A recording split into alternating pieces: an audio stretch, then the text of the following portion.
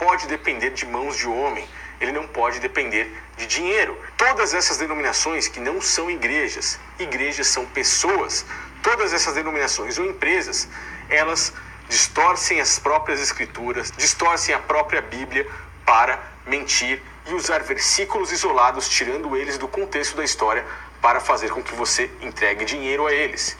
Quem estava dando e abandonou vai dar conta a Deus. E eu lamento, mas você não vai entrar no reino dos céus. Roubarão, meu Deus, em que te roubam? Diz meu oferta. Eu vou falar uma coisa que pode pôr na internet, no YouTube, no SabTube, no Cabanatube, no CapetaTube, no FaceTime, no Face, o que você quiser. Se você não é dizimista, você vai pro inferno. E Deus não depende de dinheiro. É por isso que, se você destrinchar a Bíblia, você verá uma grande separação entre a prostituta e a noiva. A noiva só depende do amor, o grupo de pessoas que acreditam em Deus. Bem, pessoal, nosso amigo aí falou sobre pessoas que vivem, né, divergindo dentro da igreja cristã, como todo no geral, né, que eu posso dizer. E para isso ele usa de argumentos dizendo que está errado. No caso, cobrança de dízimo, dentre outras coisas mais, que no caso são muitas coisas numa só linha de pensamento. A princípio eu queria dizer que, com relação ao comércio nas igrejas, está certo. Realmente Jesus Cristo não deixou, inclusive ele até expulsou os vendilhões do templo, né, porque queriam fazer comércio com a palavra, né. Mas como ele falou, né, que eles usam de argumentos de versículos isolados na Bíblia para tentar justificar esse comércio dentro da igreja, da mesma forma eu posso dizer que ele aí também está tirando exatamente versículos isolados para tentar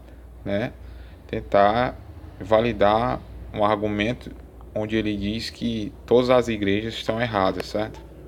Ele usa uma passagem aí da Bíblia, na parte de Atos dos Apóstolos, no caso seria capítulo 17, versículo 24 ao 25. Mas só que se a gente observar bem aqui, bem antes, aqui no capítulo 17, versículo 16, diz assim: pregação em Atenas.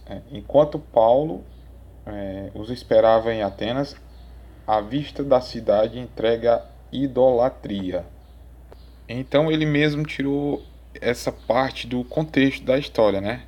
Porque aí vemos claramente que Paulo estava combatendo que a idolatria daquele povo, né? Nesse tempo. Veja aí o contexto também, seguindo, né?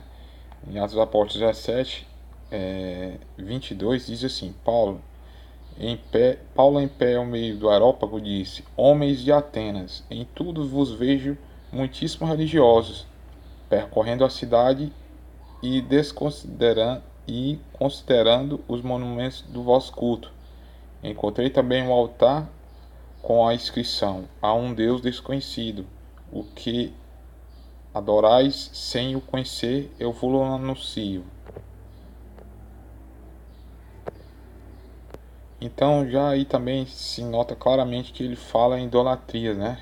De Deus conhecido, né? Na qual o pessoal em Atenas eles adoravam. Observa aí alguns complementos, novamente no mesmo sentido, né? Atos dos Apóstolos 17, capítulo 17, versículo 19, diz assim, deixa eu ver aqui, 17, 29, diz assim: se pois somos asas de Deus, não devemos pensar que a divindade é semelhante ao ouro, à prata ou à pedra lavada por arte e gênio dos homens. Notamos claramente aí, dentro da exegese, dentro do que ele quis falar, que os homens em Atenas estavam cultuando outros deuses ou falsos deuses. Por isso ele fala aqui, né, que Deus não habita, né, como diz aqui no 24, deixa eu olhar. O Deus que fez o mundo e tudo que nele há é o Senhor do céu e da terra, e não habita em templos feitos por mãos humanas, nem é servido por mãos de homens, como necessitasse de alguma coisa, porque ele é quem dá toda a vida e a respiração a todas as coisas. Ora,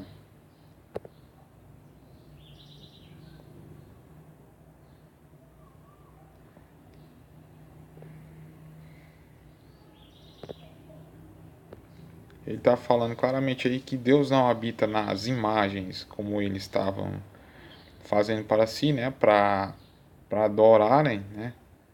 No caso, aí é idolatrar é mesmo, porque uma coisa que quando você não adora, que o ato de adorar em si só cabe a Deus. O que não é Deus, automaticamente é idolatria, né? Então era isso que constituía a pregação de Paulo em Atenas, né? Combater a idolatria.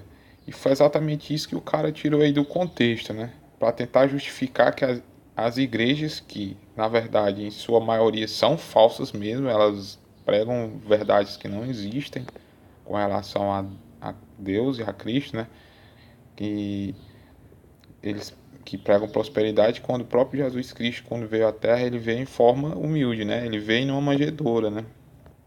Ele, quando ele estava na Terra, quando nasceu, melhor dizendo, ele habitou primeiramente ali uma manjedoura, né? Meio a animais, né? Quando ele poderia ter vindo de uma forma muito glamourosa, porque ele era o Deus criador do universo, né? Se a gente levasse pela linha de raciocínio, levando para os dias de hoje, esse raciocínio que ele teve com relação à questão de Deus não utilizar as mãos do homem para santificar ou para usar para alguma coisa, né? Na verdade, a gente não poderia utilizar a própria Bíblia, porque ela é feita por mãos de homem, né?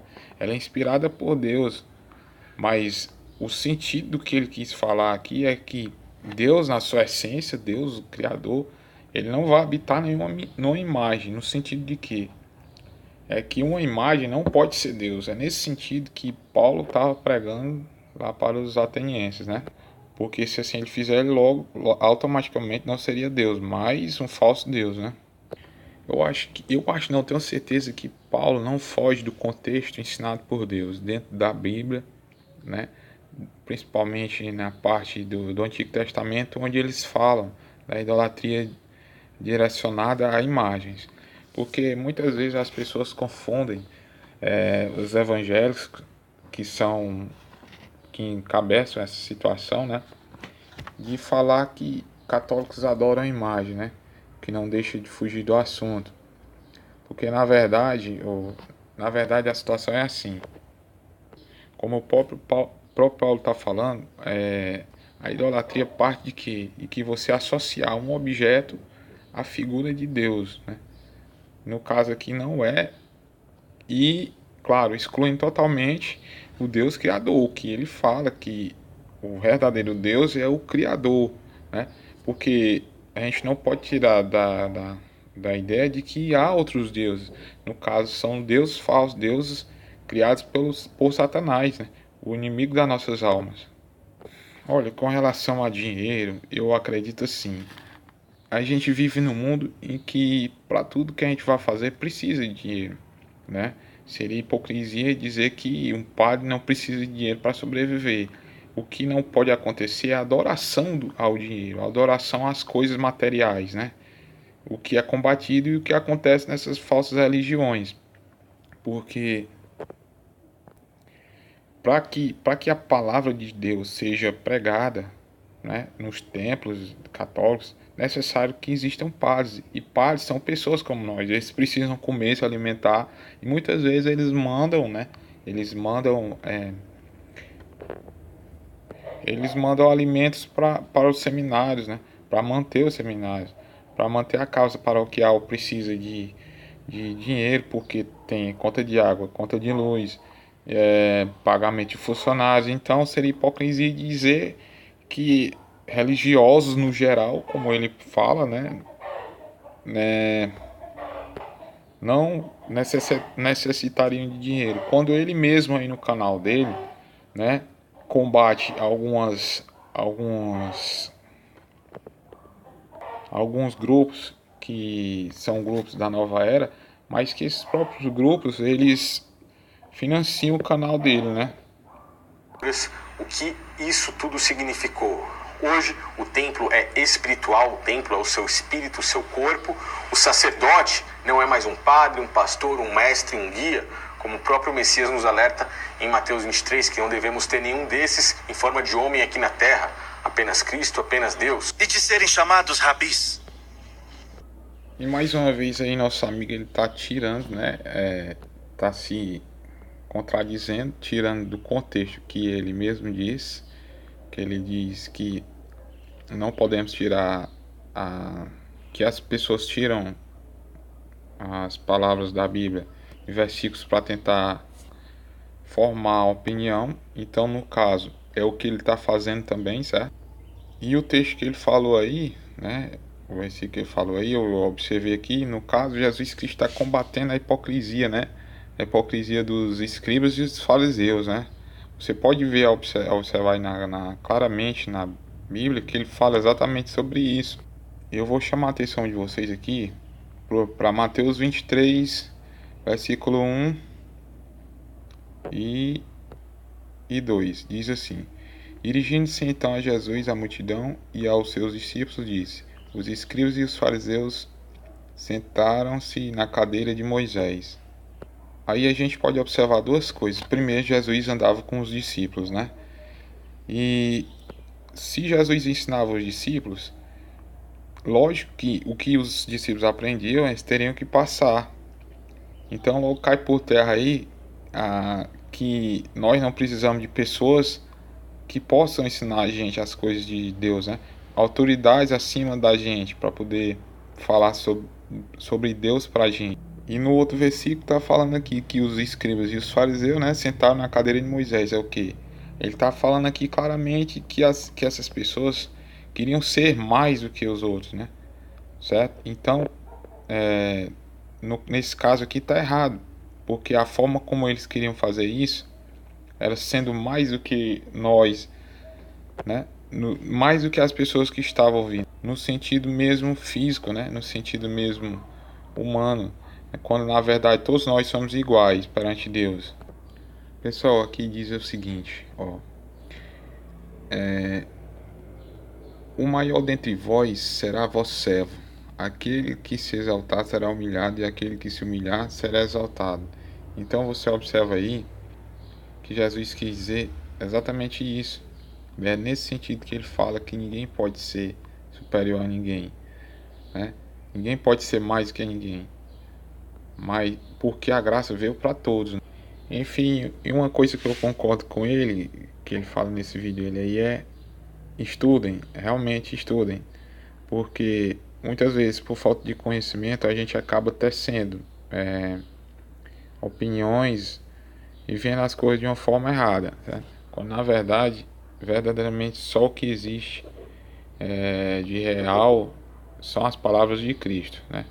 No mais, tudo bem. Boa tarde, bom dia, boa noite para você que está me assistindo, e até mais, hein?